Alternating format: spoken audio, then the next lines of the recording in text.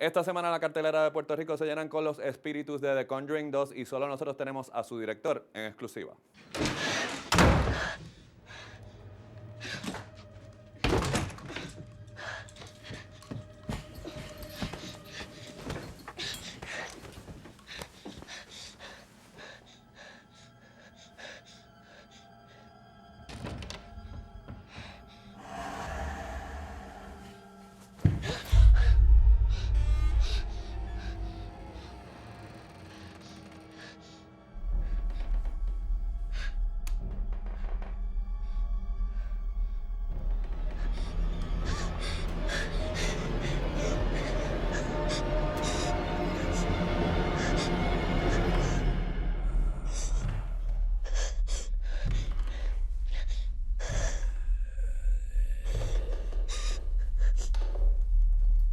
All right, so out of all the Warrens case, you mentioned the word compelling. So to make Right. so what was it about this one in particular you found compelling to sort of risk the legacy of the first movie by making a sequel?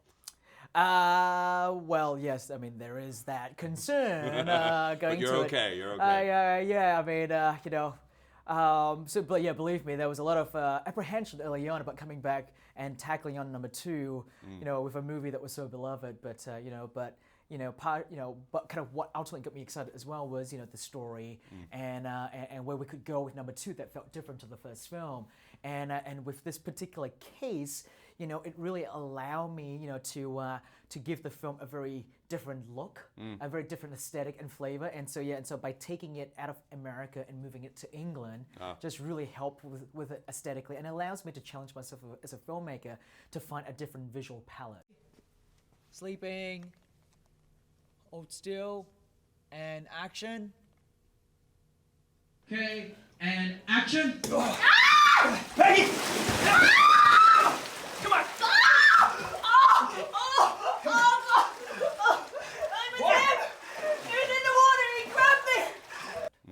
So I wanted to ask you, because movies are sort of made in this sort of vacuum and they're edited in post-production in a sort of vacuum. How do you measure what's scary while doing that? Because that's sort of difficult, because when sitting in the audience, I saw it 2 times, and you're playing the audience like a fiddle. But how do you gauge that when you're actually on set or in post-production? I think the most important thing that I have to remember is whether or not it would work or wouldn't work is when I first conceive these scenes, right? Like these sort of scary set pieces. I like to pace around my house with the lights out in the middle of the night, and if it scares the crap out of me, then there's a very good sense that it might actually work for the film. Then and so like I try to think about it. I try to work out the concept of how it is to design it. So I literally pace around my house designing how it's going to work, and then it becomes like crafting it and shaping it, going, what is the best way for me to shoot it? What is the best way for me to sort of capture it that best represent that emotion that I'm going for? Because when it comes to scares and fears, there's many different degrees. There's stuff that you're creeped out at. There are things that you're a bit apprehensive. There are things where you jump out of fright, and there's lots of stuff in between there. And so it's kind of knowing what moments to do for those different moments. So one of the things that ever since I had kids, I've been resentful of the horror genre, but not with your movies. But I wanted to ask you, because I think of the humanity that sort of comes across. Do you treasure sort of protecting that, the fact that you're not only going for the scare, but there's a humanity at the center of the story? Yeah, I think what makes what made the first Conjuring so beloved is not just the scares; it's actually the characters. I think people don't realize that yes, they came for the scared, but they kind of stuck around for the characters, right? Because they love them, and and they love the characters that Patrick and Vera played, and those two are incredible actors, and that they make the movie work so well, and so that was the thing coming into number two that I knew I really want to focus on. I mean, I knew I could do the scares very easily. That's something that that I have I can I kind of know what to do with that, right?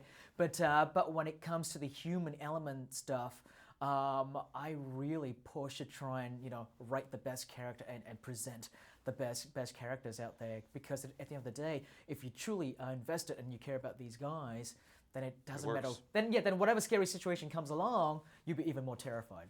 I have to squeeze in my obligatory Aquaman question. I had the opportunity of doing a Q&A with Jason in Comic-Con in Puerto Rico.